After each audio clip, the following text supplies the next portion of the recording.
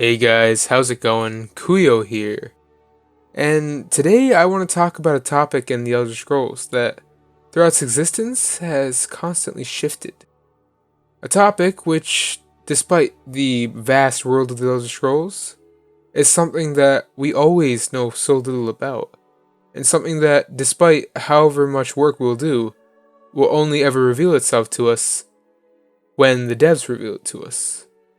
That, of course, being the story of the heroes of each game, about where they go and why they go.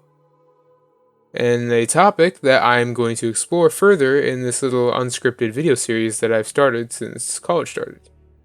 So without further ado, let's get right into the video. Now, to kind of start this off, I want to kind of frame this for anyone who doesn't really understand this.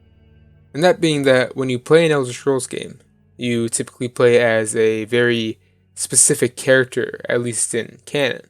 For example, how in Morrowind you played the narrator, who is canonically, at least based on the official art that they released and other various things that were released for promotional material, is a male Dunmer. Or how in Oblivion it's a male Imperial. Or how in Skyrim it's a male Nord. Though what happens with this character is that after you play the games with them, or after you explore with them, no matter who they are, or what race they are, or what they are, but in general, we don't know what happens after we're done playing with them. Because the games don't end with the hero story.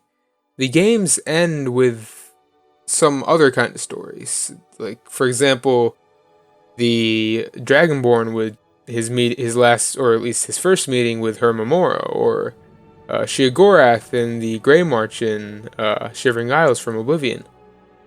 And what this lack of an ending does is give us a very ambiguous, end, for lack of a better word, to the character. And what it's done, as I kind of mentioned earlier, was make the stories of these characters very contentious in how they end. Very, very much so in the case of the Reverine, who apparently went off to Akvir. Which a lot of people say, hey, maybe he died in Akvir, maybe nothing happened. But we really don't have any proof surrounding the stories of these characters until the game after. And in the case of the Reverine, at least, we still don't have any concrete information about where he is and how he's doing, whether or not he's dead or something. And moving on, after kind of showing what this is, because this is a thing that we like to call in the community, known as the unreliable narrator. Or at least it kind of hints at that concept. Because I'll be honest, the real purpose of the hero of each game kind of just being written off is just that they don't want to have to deal with the hero in the next game. Like, say for instance you played a Argonian mage in Morrowind. Now, obviously, they can't get around that by making the actual canon character a male Dunmer, because then, whoa, that's encroaching on our players' freedom, and hence they don't think that what the choices they made in the games were at all meaningful, which they aren't, but that's an argument for another day. But in the very superficial sense, it is, and it means a lot. So to kind of overwrite this, like I've said, they just act like the character went off somewhere and did something else. The only real exception to this has been with the hero of Kvatch, or the hero from Oblivion, in that when we meet them in Skyrim as the new Sheogorath, they are definitely male, and I think, at least, I don't know about this, but they're definitely Imperial. So that's definitely a point of contention, but outside of that, the real reason that they do this kind of stuff is so that they won't be forced to write around any sort of mistakes they made around the character. Especially with how I mentioned about the player choice and all that. And what this leads to is basically the concept of the unreliable narrator. Now, the unreliable narrator in Elder Scrolls is the concept that things are written from a certain point of view.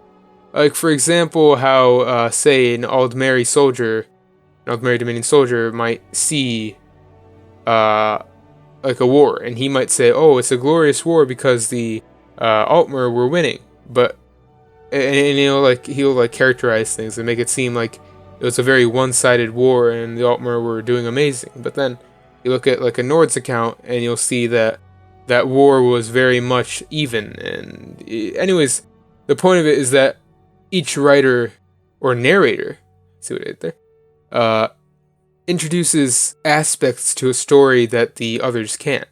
And that also, like I've said a lot in this video so far, is a major point of contention. And people love using the unreliable narrator to get around massive plot holes. And just say, oh, it's the unreliable narrator. The person who wrote that specific book just didn't know what they were talking about. And in most cases, it can apply. And it's very much a scapegoat that we shouldn't use a lot when discussing lore. But nevertheless, it's used a lot. And so, what Bethesda does with this whole concept is that they write about what happened to this hero at the end of the games. And they'd say, oh, this hero went off to Akavir, but this account says that they died, but this account says this and that and this. And so what they do is they paint this story about how this character, or this hero, has potentially hundreds or thousands of endings to their tale. And they use the unreliable narrator, at least through some form, to convince us that we won't ever see this character again unless they specifically try and show us the character, like in the case of Sheogorath. Though what I think this really does imply, and this is kind of just me moving on and getting off this specific part of the video, is delving into Coda-esque stuff, and that being that the reason, at least there may be a reason originally in the plot when MK was involved in the writing, that these characters were written off was perhaps because they were meant to come back in an event like Landfall. Like in the case of Nerevarine, he was originally written off so that he could come back during the events of Landfall, which you can see in the top right hand corner. I made a video on that. But the whole point of it is that, at least in MK's original work, or at least his ideas when he was in the conceptualization stages of various games, and the major plotline of Elder Scrolls, was that the Nerevarine would go over to Akavir, and in the time of Landfall, when everything was just falling apart, he would return, and he would basically fight Numidium in a giant mech, and it'd be, I've talked about it before, but he'd basically fight off Numidium and aid in, like, the escape of mortals from the plane of, or at least the planet of Nirn, to the moons. And so, what I think this was, or at least the reason why we won't ever see them again, or potentially only ever hear about them, is that Bethesda, or at least MK, Michael Kirkbride, by the way, had plans to reintroduce these characters later down the road. And I know this is kind of getting off the track of a rant and more into a theory, but I feel this is the reason why these characters disappear. And that being that, at some point, MK wanted to reintroduce them back into the universe as a bigger part of the picture. Like, for example, this is very, very, very theoretical. Don't take this as canon. But I think maybe the reason why the Dragonborn might be taken out in some way, shape, or form would be because he was to return as perhaps the hero Jubalun Soule, who can actually use tonal magics through his voice. Or maybe not. But whatever the case is, he definitely, in my opinion, would have returned. And in the case of Sheogorath, we already seen him return, so I don't know how that would have tied into the larger picture. But potentially, it might, in the constant phasing and changing of the Elder Scrolls universe and the Daedric realms. That's a story for another time. So, in general, I think, just kind of summing this all up, I know this has been, and honestly, it feels like a very short video, but in short, what I think happens, and what this all, like, summarizing everything coming together, is that Bethesda writes off heroes at the end of their games, not only to hide potential issues with future games, like what happened to the hero, but also in order to prepare for potential future things in other games, like what if this character comes back, or what if this character does this? And they can use some sort of big change, like with Sheogorath and the hero of Kvatch mantling him, being the reason as to why their appearances change. And I think, at least just tying everything together, as this video is kind of coming to an end, that it's kind of cool. It's a very neat concept, but executed not as perfect as it could be. But in just as a concept, it's very cool.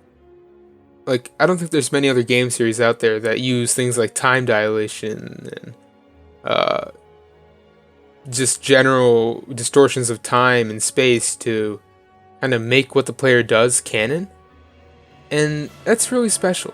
And I think that it's partially just me getting into my typical Coda rant, why Coda is so important. But that's a talk for another time. In general, it's very cool.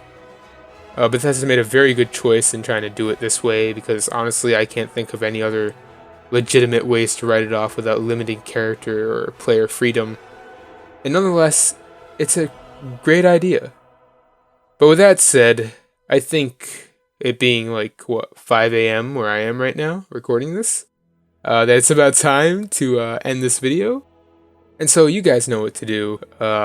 If you liked the video, if you just liked the ideas I presented or the little bit of discourse I had, I know this was very, very, very, very, very short in terms of how I went about things, or at least poorly paced.